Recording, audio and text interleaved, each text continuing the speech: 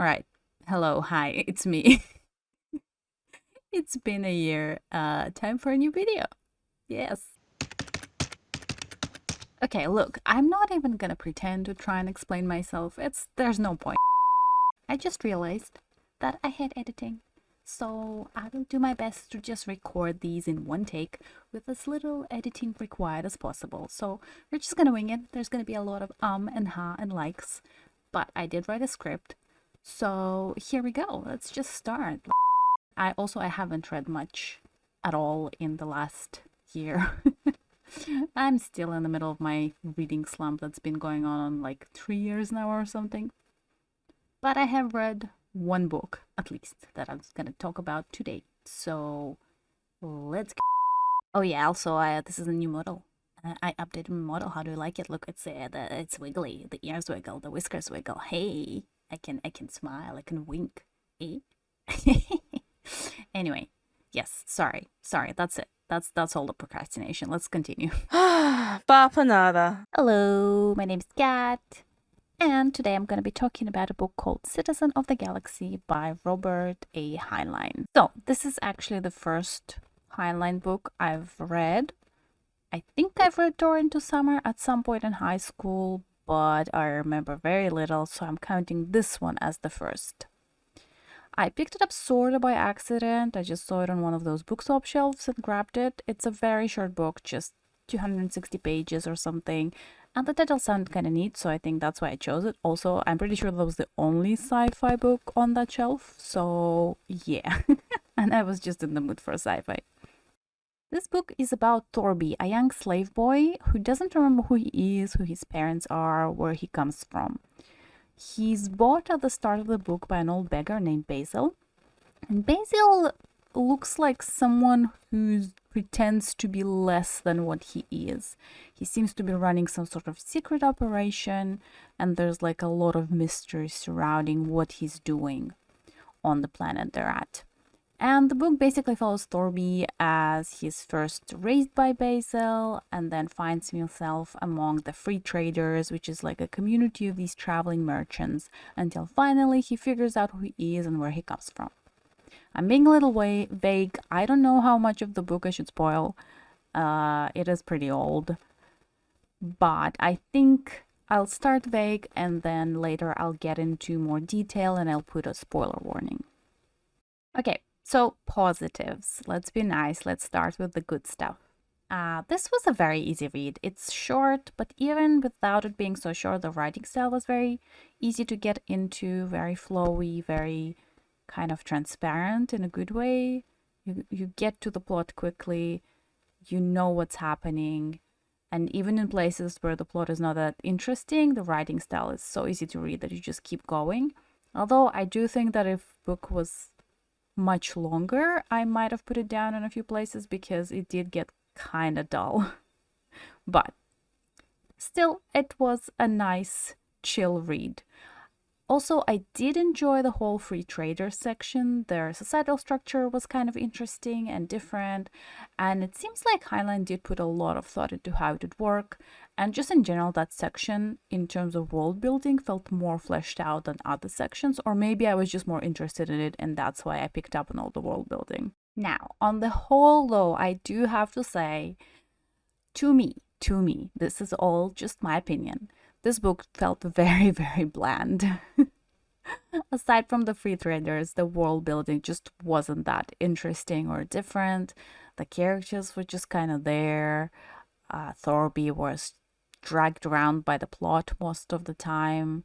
He didn't feel very proactive until the very end of the book, which, sometimes it can work. Sometimes it's fine to have a character that just stuff happens to him and he or she just have to overcome the events. But I don't know, here, together with the bland characters and the bland setting and the plot being just kind of meh, just added to this general feeling of like, I'm not super engaged.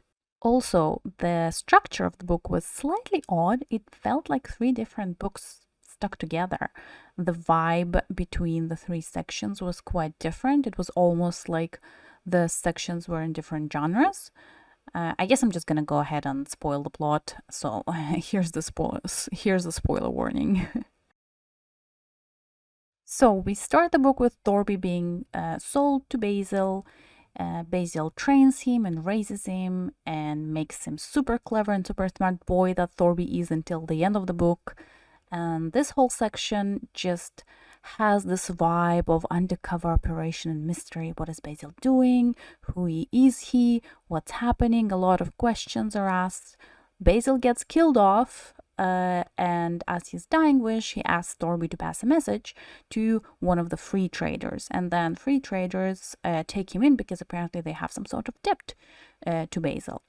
And then the second section of the book starts, which is Thorby is now part of the free traders. They take him in, they teach him their customs. And here, despite the fact that this is a section that I actually really liked, in retrospect, thinking about it, this is where the plot kind of takes a pause. We are given a few bits of information. Apparently, the free traders owe some sort of a debt to Basil. He helped them, he saved them at some point in his career or life. And but we are not given any further information. So Thorby just kind of hangs out with the free traders until a military vessel shows up, and he's whisked away to figure out who he actually is and who Basil is. And we are given the information that Basil was this military man who had this covert operation running to try and stop the slave trade. And Thorby is actually a son of this super rich business owners who run this sprawling business empire. And the whole third of the book suddenly takes a wild turn into Thorby trying to figure out how this business empire works, and realizing that some parts of it might be knowingly or unknowingly involved with the slave trade, and trying to get control over this business empire from his uncle who doesn't want to give up control. And Thorby has to secretly contact a lawyer. There's a bunch of legal battles because Thorby tries to get access to the shares in the company that his parents owned, and it's all kind of confusing, really. And in retrospect, it's also the most boring part because it feels like it leads to nowhere. Thorby gets control of the company. He vows to continue to fight against the slave trade from inside the company. The end. I might be underselling it. Maybe people who understand business numbers would find this interesting, but that's just how it felt to me on an emotional level. That third part just wasn't that interesting, but I stuck with it hoping it'll lead somewhere, but it felt like it never really did. Another bit of a gripe that I have with this book is just how old-fashioned it is, like on a, how do I word it? Like a societal level, I guess. I know, this book is very old. It's from 1957 or something, so it might be not fair to point all of this out, but it just felt very kind of like US-centric.